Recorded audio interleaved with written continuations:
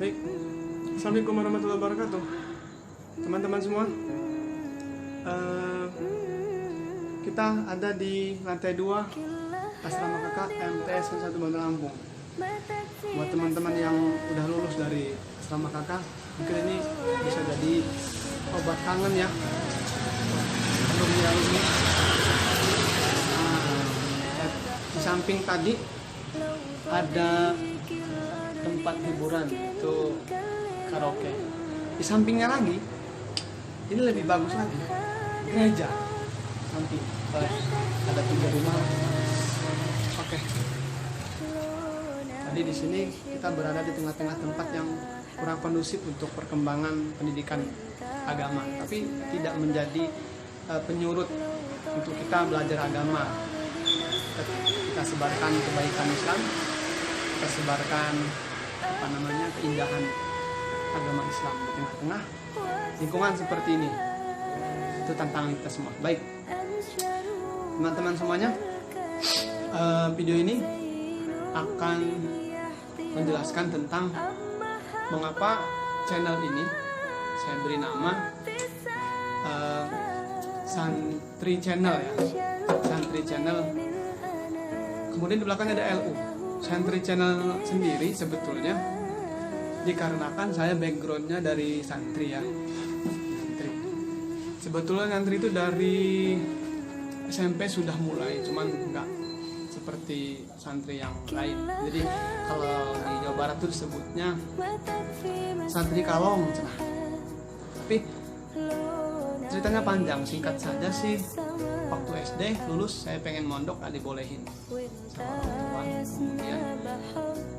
Kemudian terus di dalam keluarga, alhamdulillah kakak-kakak saya ada 5 kakak perempuan semua dan saya laki-laki sendiri.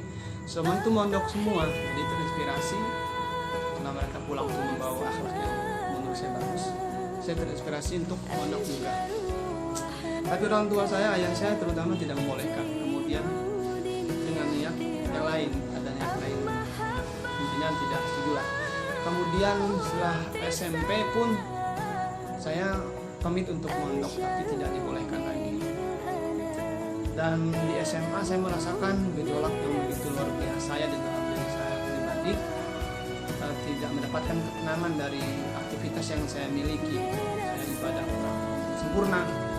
Akhirnya ya saya diam-diam kadang-kadang dalam sepi itu nangis, beberapa kali nangis, terus pengen berubah tapi sulit.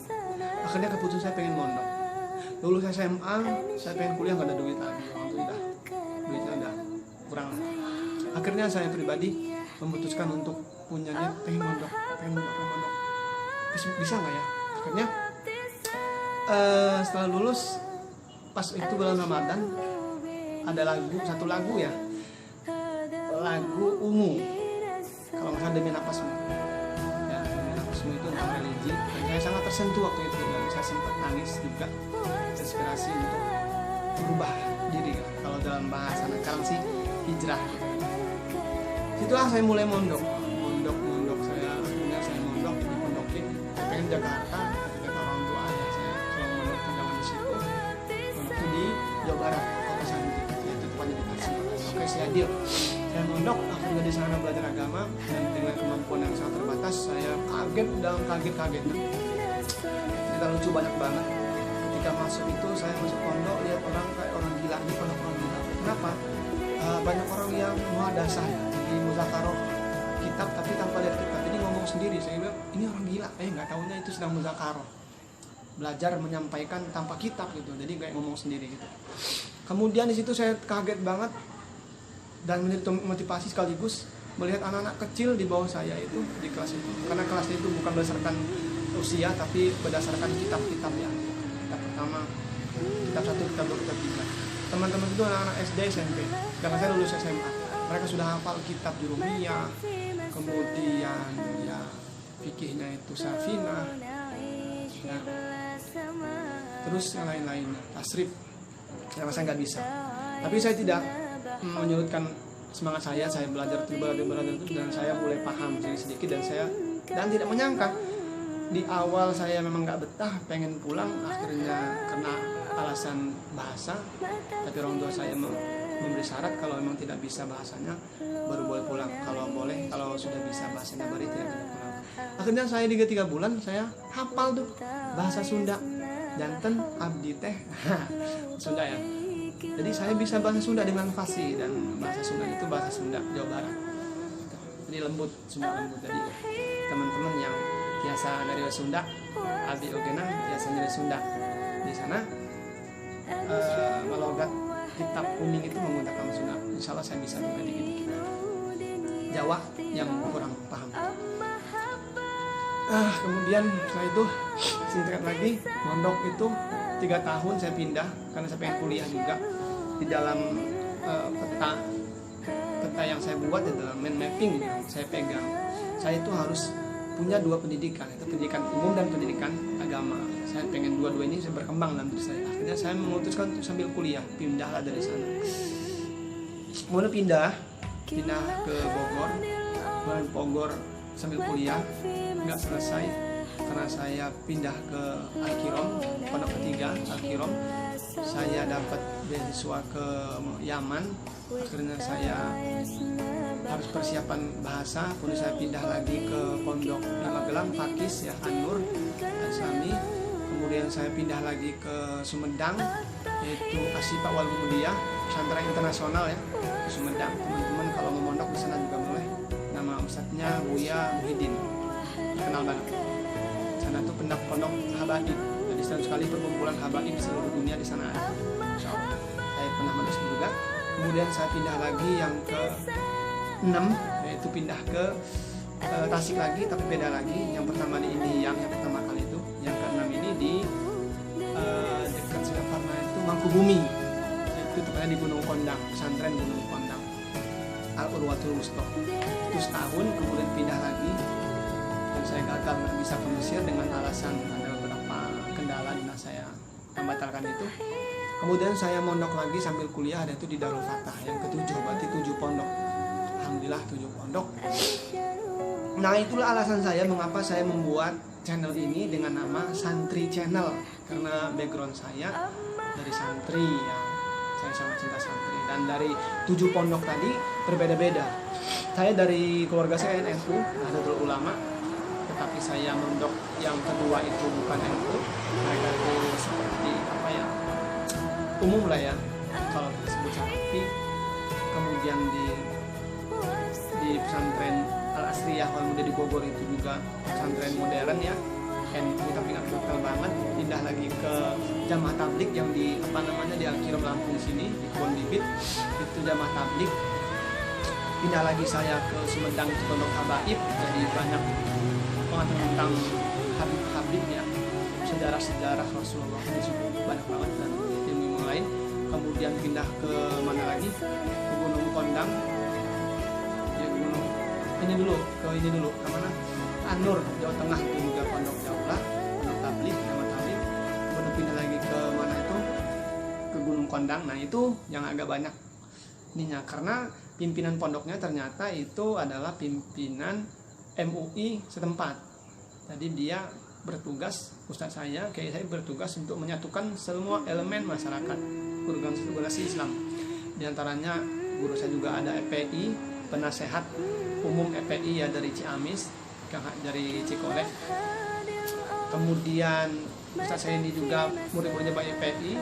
Kemudian kami pernah mengumpulkan seminar tentang dulu itu Syiah ya. Di sana saya belajar banyak banget, ada Taliban, ada Persis, ada Muhammadiyah. Saya belajar banyak di sana tentang perbedaan.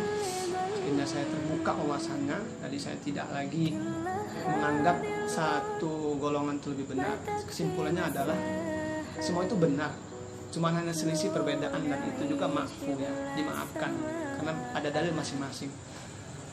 Jadi teman-teman yang masih ada perdebatan tentang perselisihan, tolong jangan dibesar-besarkan. Nah itu adalah salah satu senjata orang-orang non-muslim atau orang liberal untuk mengadu domba. Jangan sampai. Yang penting siapapun dia organisasinya, kalau dia Islam itu saudara kita. Oke, setuju? Kemudian lagi saya belajar di sini ya, di Darul Fatah itu juga dari mana alirannya itu ya banyak ustaz itu belajar di apa namanya LC ya, ada juga dari Mesir juga MA, dan dari Arab Saudi ya yang disebut orang itu Wahabi itu nggak benar sama sekali. Tuduhan orang-orang itu yang masya Allah sangat tidak benar, sangat tidak logis tuduhan mereka Wahabi itu hanya tuduhan yang enggak. Kalau menurut saya tolong dipelajari banyak-banyak, jangan dari saya pihak, pelajari, karena saya alhamdulillah pernah belajar juga di silsilah segala macam, belajar tentang sejarah Wahabi itu apa. Jadi jangan menganggap ini paling benar. Jadi itulah sejarah mengapa saya buat YouTube ini dengan nama Santri Channel. Alasan kedua yaitu Santri Channel karena ini insya Allah di Santri Channel YouTube ini, YouTube Santri Channel ini berat belit.